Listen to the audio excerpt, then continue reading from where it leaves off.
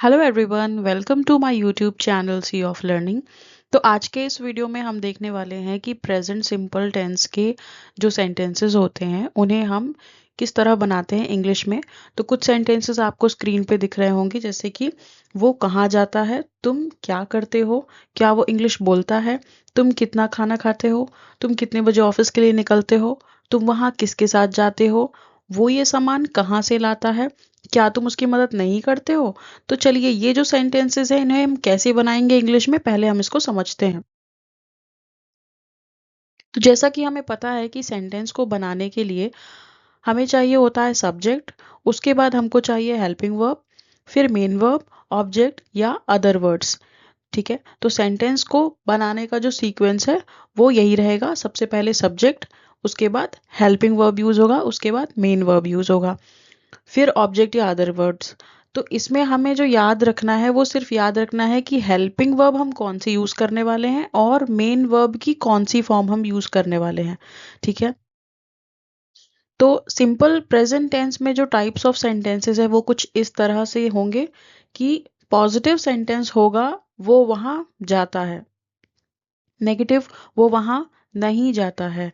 Interrogative, क्या वो वहां जाता है। इंट्रोगेटिव नेगेटिव, क्या वो वहां नहीं जाता है।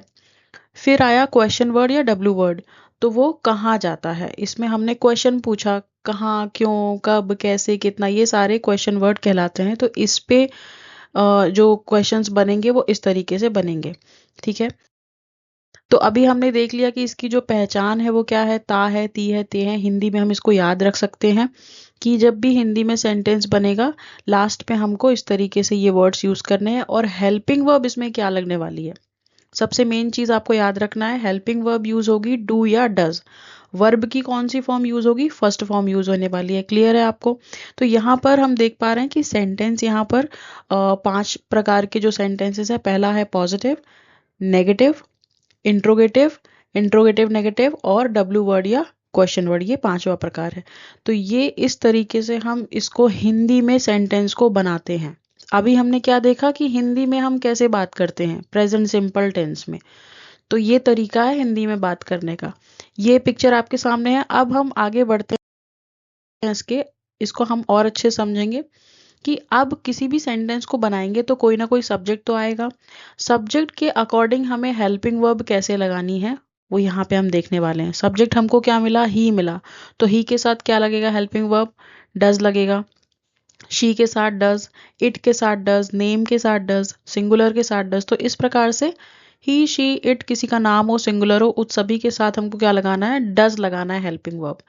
आई, वी, यू, दे या कोई प्लूरल नाउन हो तो उस सभी के साथ हमें क्या लगाना है, डू लगाना है। सिंगुलर मतलब, सिंगुलर नाउन का मतलब कोई एक चीज के बारे में बात कर रहे हैं।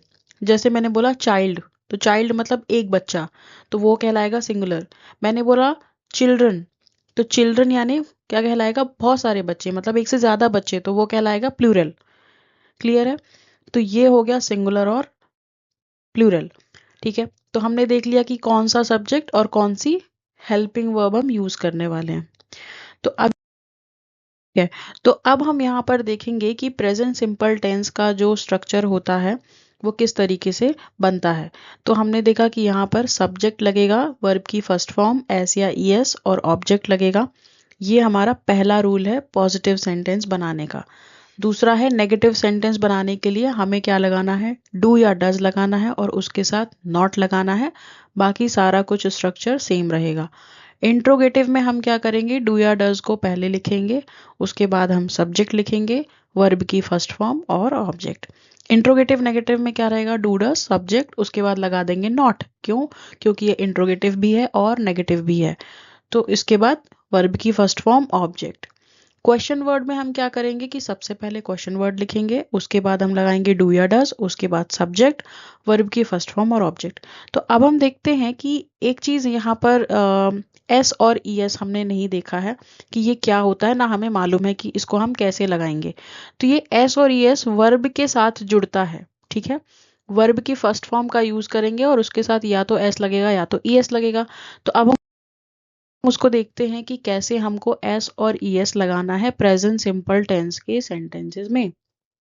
तो अब यहाँ पर देखिए कि सब्जेक्ट हमारे पास क्या क्या है, आई, वी, यू, दे या कोई प्लूरल नाउन। ठीक है, तो इन सभी के साथ हमको एस और ई एस नहीं लगाना है। ठीक है, क्लियरली मेंशन है, आई, वी, यू, दे प्लूरल के साथ हमें एस ई एस नहीं लगाना है। तो क्लियर है यहाँ तक। अब बढ़ते हैं आगे। ही, शी, इट सिंगुलर नाउन, इन सभी के साथ हमको वर्ब में एस या ई एस जोड़ना होता है। एस लगाइए, ई एस लगाइए या फिर आई एस लगाइए, बात वही है। ठीक है, तो अब हम देखते हैं कि कुछ एग्जाम्पल, जैसे कि यहाँ पर दिया हुआ है गो, प्ले, ईट, रीड, ये कुछ वर्ब यहाँ पर दिख रहे हैं आपको। उसके जो सेंटेंस है वो कैसे बन रहे हैं, जैसे दे प्ले क्रिकेट, यहाँ पर प्ले लिखा हुआ है, यहाँ पर कोई एस और एस हमने नहीं लगाया है। क्यों? क्योंकि यहाँ पर सब्जेक्ट क्या है, दे है। ठीक है, तो हमने क्लियरली अभी देखा है कि आई, वी, यू, दे या फिर प्लूरल नाउन होगा तो हम यहाँ पर एस और एस को नहीं लगाएंगे। ठीक है, तो दे प्ले क्रिकेट। नेक्स्ट है आई रीड बुक्स, तो रीड में भी एस ई एस हमने नहीं जोड़ा है। क्यों? क्योंकि यहाँ पे सब्जेक्ट क्या है, आई है। नेक्स्ट है यहाँ पर गोज, प्लेज, ईट्स, रीड्स, तो ये जो एग्जाम्पल वर्ब्स हैं इसको हम कैसे यूज करते हैं, ही प्लेज क्रिकेट, तो यहाँ पर प्लेज आ रहा है, प्लेज एस क्यों आ रहा है, क्योंकि यहाँ पे सब्जेक्ट क्या है, ही है, इसलिए यहाँ पे हमने एस लगाया। नेक्स्ट है शी रीड्स बुक, तो यहाँ पे रीड्स बोला गया है, एस क्यों लगा है, क्योंकि ये सब्जेक्ट क्या है यहाँ पर, शी है। क्लियर? चलिए अब इसके ओके, तो अब हमको क्या देखना है कि एस और ई एस लगाने का जो नियम होता है वो कैसे यहाँ पर हम यूज करते हैं, इसको देखेंगे। हमें मालूम है कि ही, शी, इट या कोई सिंगुलर नाउन होगी तो उसके साथ में हमको एस और एस लगाना है। ठीक है, तो अब हमें थोड़ा इसको डिटेल में समझना होगा कि यहाँ पर देख पा रहे हो आप कि जैसे पहला है, जिन वर्ब्स का अंत O, C H, S H, double S, X या जेड से होता है तो उसमें हमें ई एस लगाना पड़ता है। ठीक है, जैसे यहाँ पे लिखा है गो, तो जी ओ, लास्ट में क्या लग रहा है, ओ, तो इसका जो वर्ब का अंत है वो कैसे हो रहा है, ओ से हो रहा है, तो इसलिए हमने यहाँ पे क्या लगाया है, ई एस। गो का क्या हो गया, गोज। वॉच, वॉच में जो लास्ट जो इसका लेटर है वो क्या है, सी एच, तो यहाँ पे लिखा है कि जिस वर्ब का अंत ओ या सी एच, तो यहाँ पर वॉच का क्या हो जाएगा, वॉचेस हो जाएगा, बिकॉज यहाँ पर लास्ट का लेटर क्या है, सी एच। वॉश में लास्ट के लेटर दो है, क्या है, एस एच, तो वॉश का क्या हो जाएगा, वॉशेस। फिक्स का क्या हो जाएगा, फिक्सेस। क्लियर? दूसरा नियम ये है कि जिन वर्ब्स का अंत वाई से होता है लेकिन वाई से पहले व्यंजन या कॉन्सोनेंट आए तो उसमें हमें क्या लगाना पड़ता है, वाई को हटा करके आई ई एस लगाना पड़ता है। जैसे कि यहाँ पर लिखा हुआ स्टडी, जो आखिरी लेटर है वो क्या है, वाई, स्टडी में आखिरी लेटर वाई, तो वाई को हटा दिया और क्या लगा दिया, आई ई एस, तो स्टडी का क्या होगा, स्टडीज। देखिए ये सारी चीजें कब इस्तेमाल होंगी, जब आपका जो सब्जेक्ट है वो क्या कहलाएगा, ही, शी, इट या कोई सिंगुलर नाउन, तभी ये सारे नियम लगेंगे। क्लियर?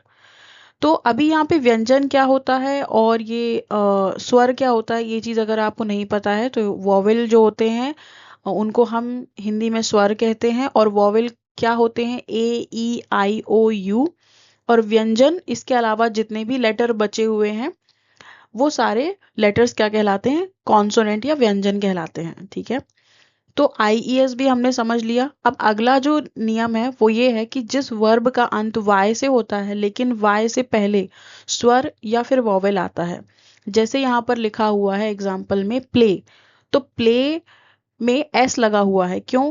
क्योंकि आखिरी लेटर तो वाई है लेकिन वाई के पहले, वाई के जस्ट पहले कौन सा लेटर है, ए, तो ए क्या है यहाँ पर, हमारा स्वर है, स्वर यानी वॉवेल है, इस वजह से यहाँ पे हमने एस लगाया। इंजॉय, इंजॉय में भी लास्ट लेटर वाई है लेकिन वाई के पहले वाला लेटर क्या है, स्वर है, वॉवेल है, ओ, तो ये यहाँ पर इस वजह से हमने यहाँ पे एस लगाया है। तो ये कुछ बेसिक सा नियम है एस ई एस का, आप चाहो तो स्क्रीनशॉट ले लो, इसको ज्यादा दिमाग लगाने की इसमें जरूरत नहीं है, ये इजीली बन जाता है प्रैक्टिस से।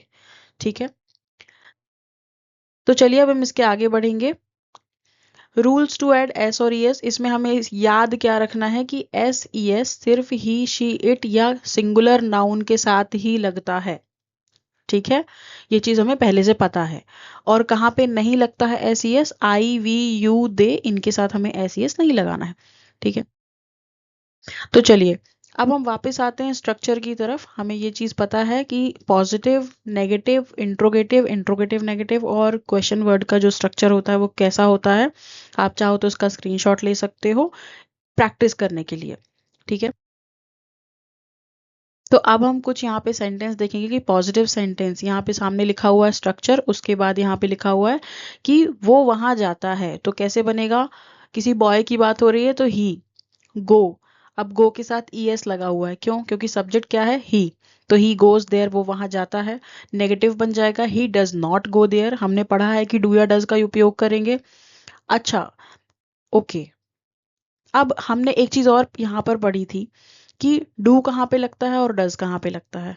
हमें ये चीज मालूम है कि ही, शी, इट किसी सिंगुलर नाउन के साथ या फिर किसी का नाम हो, उन सभी के साथ हमको डज लगाना है, ठीक है। आई, वी, यू, दे या प्लूरल नाउन हो तो उन सभी के साथ हमको डू लगाना है। क्लियर। तो ये चीज हमें पहले से पता है। यहाँ पे ही लगा हुआ है इसलिए यहाँ पे डज लगा है, तो he does not go there. Question बना दो इसी का, क्या वो वहां जाता है, does he go there. Question के साथ negative, does he not go there, क्या वो वहां नहीं जाता है। इसके बाद क्वेश्चन वर्ड यहाँ पर बन जाएगा कि वो कहाँ जाता है। कहाँ मतलब वेयर, ये प्रॉपर क्वेश्चन वर्ड है, कहाँ। तो वेयर को हमने सबसे पहले लिखा, वेयर डज ही गो, वो कहाँ जाता है। Next, okay. तो यहाँ पर हम अब देखने वाले हैं अगला एग्जाम्पल, मैं रोज किताबें पढ़ता हूँ। I read books every day. Negative बना दीजिए, आई लगा है तो डू नॉट लगेगा, ठीक है। I do not read books every day या फिर डेली। क्या मैं रोज किताबें पढ़ता हूँ, do I read books every day. क्या मैं रोज किताबें नहीं पढ़ता हूँ, do I not read books every day या फिर डेली। मैं कौन सी किताबें पढ़ता हूँ, विच बुक्स डू आई रीड। तो कॉमन क्या है यहाँ पर, सब में हमने डू का इस्तेमाल किया है, ठीक है। तो आई का यूज हुआ है एज अ सब्जेक्ट, तो इसलिए हमको यहाँ पे as a helping verb do लगाना पड़ेगा, ठीक है। चलिए अब आगे बढ़ते हैं। Types of sentences again. वह हर दिन स्कूल जाता है, पॉजिटिव। कैसे बोलेंगे, he goes to school every day, वो हर दिन स्कूल जाता है मतलब डेली जाता है। तो यहाँ पे गो का क्या हो गया, गोज हो गया। क्यों, अभी हम पढ़ चुके हैं एस और ईएस का नियम, ठीक है। अगर आप चाहें तो उसे रिवाइज कर सकते हैं। He goes to school every day, he does not go to school every day, does he go to school every day, does he not go to school every day, या फिर doesn't he go to school every day. वो कहाँ जाता है, तो कहाँ मतलब question पूछा हमने, वेयर डज ही गो। चलिए, तो अब हम देखेंगे कि जो कॉन्वर्सेशन है वो प्रेजेंट सिंपल टेंस में हम कैसे करते हैं। कुछ सेंटेंसेस यहाँ पर हम देखने वाले हैं कि बेसिकली हम डेली बेसिस पे हम उसको कैसे यूज करते हैं प्रेजेंट सिंपल टेंस को। तो जैसे हमने बोला कि क्या तुम्हें कॉफी पसंद है, तो ये भी क्या है, प्रेजेंट सिंपल टेंस का वाक्य है। तो हम कैसे बनाएंगे इसको, डू यू लाइक कॉफी। अब यहाँ पर आप बोलोगे कि मैम यहाँ पे ता है ती है तो आया नहीं, तो हम कैसे पहचानेंगे प्रेजेंट सिंपल टेंस का है। तो इसको हम इस तरीके से भी बोलते हैं कि क्या तुम कॉफी पसंद करते हो, बात बराबर है दोनों की। तो इस वजह से ये क्या है, प्रेजेंट सिंपल टेंस है। डू यू लाइक कॉफी, क्या वो क्रिकेट खेलता है, डज ही प्ले क्रिकेट। यहाँ पे डज का यूज हुआ है क्योंकि सब्जेक्ट क्या है, ही है। क्या वे दिल्ली में रहते हैं, do they live in Delhi. क्या वो अंग्रेजी बोलती है, डज शी स्पीक इंग्लिश। क्या तुम रोज जिम जाते हो, do you go to the gym every day. क्या यहाँ ज्यादा बारिश होती है, does it rain a lot here. अच्छा, यहाँ पे इट का यूज किया गया है, क्यों, क्योंकि यहाँ पे ना तो ही की बात हो रही है ना शी की बात हो रही है, बारिश की बात हो रही है, इस वजह से यहाँ पे हमने इट लगाया है। क्या आज हमारी क्लास है, do we have class today, do we have class today. क्या तुम्हारे पिताजी कार चलाते हैं, does your father drive a car. क्या तुम रात को टीवी देखते हो, do you watch TV at night.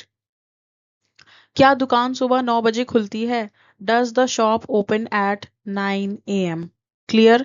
तो यहाँ पे बेसिकली आपको याद क्या रखना है, हेल्पिंग वर्ब याद रखनी है, कहाँ पे एस ई एस लगाना है वो याद रखना है, और ये कौन से टाइप का सेंटेंस है वो याद रखना है, ठीक है।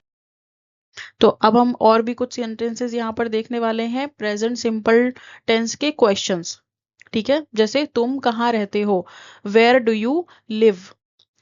तुम क्या करते हो, व्हाट डू यू डू।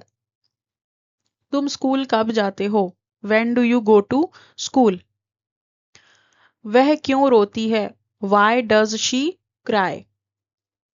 तुम्हें अंग्रेजी कौन सिखाता है, हु टीचेज यू इंग्लिश। वे ऑफिस कैसे जाते हैं, how do they travel to office. इसको ऐसे भी बोल सकते हैं, how do they go to office, how do they leave for office. ठीक है, नेक्स्ट है, तुम्हें कौन सा विषय सबसे ज्यादा पसंद है। कौन सा विषय मतलब which subject, which subject do you like most. ये किताब किसकी है, हुज बुक इज दिस। तुम अपने दादा दादी से कितनी बार मिलने जाते हो, तो कितनी बार मतलब हाउ ऑफन, या फिर आप ऐसे बोल सकते हो how many times. How many times do you visit your grand parents. Train कितने बजे निकलती है, what time does the train leave. Clear, कितने बजे, हम इसको वॉट टाइम भी बोलते हैं, एट वॉट टाइम भी बोलते हैं। है ओके, तो जो सेंटेंसेस आपने थंबनेल में देखे थे उन्हें हम कैसे बनाएंगे इंग्लिश में, अभी हम देखते हैं। पहला सेंटेंस था वो कहाँ जाता है, तो कहाँ को हम बोलेंगे वेयर, तो वेयर डज ही गो। अगला है तुम क्या करते हो, व्हाट डू यू डू। क्या वो इंग्लिश बोलता है, ये क्या है, इंट्रोगेटिव सेंटेंस है, तो कैसे बनेगा, डज ही स्पीक इंग्लिश। तुम कितना खाना खाते हो, तो कितना खाना क्या हो जाएगा, क्वेश्चन हो जाएगा, कितना खाना मतलब how much food, how much food do you eat. तुम कितने बजे ऑफिस के लिए निकलते हो, एट वॉट टाइम, या फिर what time do you leave for office. आपको ध्यान में क्या रखना है, हेल्पिंग वर्ब यूज कर रहे हैं हम, डू या डज। ठीक है, नेक्स्ट है तुम वहां किसके साथ जाते हो, with whom do you go there. With whom मतलब किसके साथ। वो ये सामान कहाँ से लाता है, कहाँ से means from where, from where does he bring this stuff. क्या तुम उसकी मदद नहीं करते, डोंट यू हेल्प हिम। चलिए, तो आज की क्लास में सिर्फ इतना ही रहेगा, अगली क्लास में मिलते हैं हम, तब तक के लिए बाय बाय, टेक केयर, अपना ख्याल रखें और इस वीडियो को लाइक करें, शेयर करें लोगों के साथ और हमारे चैनल को सब्सक्राइब करें। Thank you.